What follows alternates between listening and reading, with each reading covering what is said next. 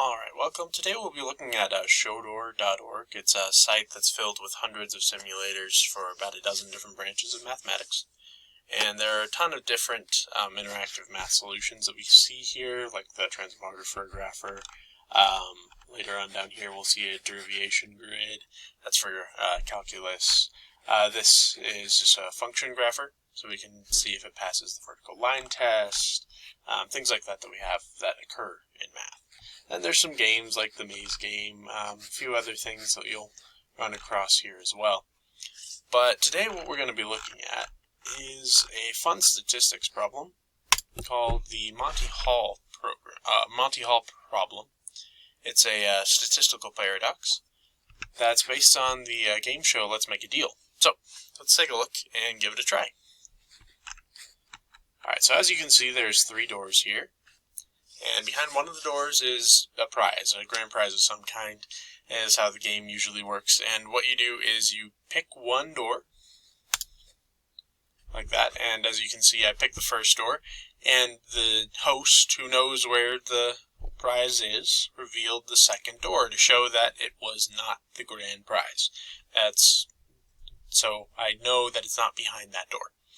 And now I'm presented with a choice. I can either stick with my original decision, or I can switch my choice to the other door. And now most people will want to stick with their original choice, but it's actually not in your favor to do it. Let's try a few runs, and I'll hopefully show you why it's not a good idea to stick with your original choice.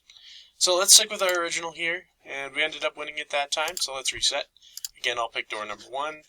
Door 3 is revealed this time as the false one, and I'll stick with it. One again. Let's reset. Stick with it again. 3 in a row. There we go. Loss. So, as time goes by, we'll see them. You can do them individually. But what if we wanted to do a larger set? One of the cool things about this site is it lets us do hundreds or even thousands of simulations at once.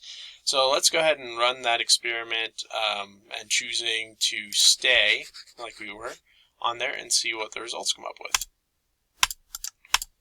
Okay, so I just ran that 4,000 times on there. So out of that, it shows me, here are the statistics, 34% of the time I won by staying, and I lost 66% of the time. Now let's take a look here. What if I were to switch, and let's run the same number, 4,000 experiments on there. And there's 4,000. And let's take a look here at the statistics chart.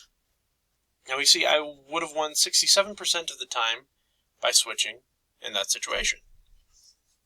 So what we can see here is there's a significant difference in the number of wins that we have based on switching versus staying.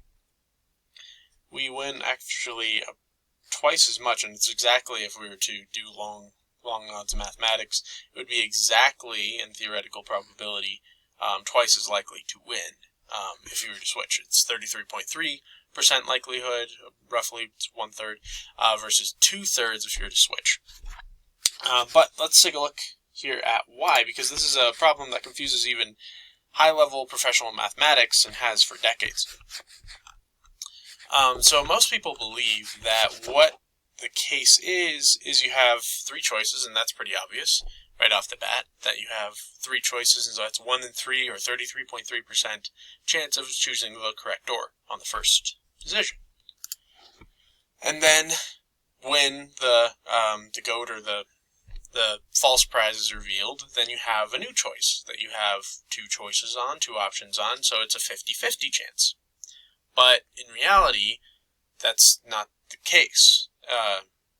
In fact, it's a 33% chance still that your first choice is the winner, versus 0% on our door that we know isn't the winner, that was revealed, and that leaves 67% on our final choice, that third door in this case, as being the winner. So it's twice as likely that the grand prize is behind door number 2 versus door number 1. And this is a paradox that confuses so many people, because you have to think about this. The key concept here is the idea of changing data sets and what changes from one moment to the next. And our original choice still stands, 33% likelihood of choosing the correct door on the first one. It doesn't matter, it's already past that point when the goat or the false prize is revealed on door 2. So our 33% chance still stands, and that means that it is 2/3 of the time going to be behind the third door rather than our original choice.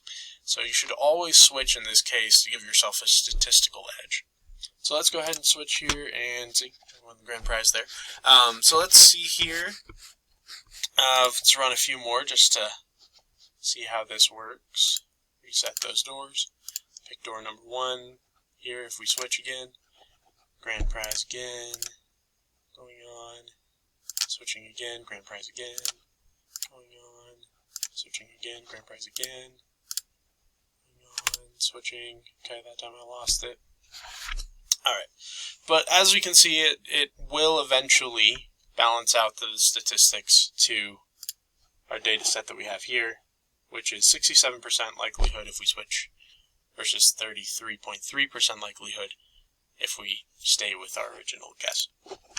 So go ahead and try these ones out. This one's a fun problem that confuses a lot of people, and it's really, really cool to see how the statistics work on this one. And there's also a bunch of other problems available on here, different simulations you can look at and figure out some fun math stuff. So take a look. Thanks for watching.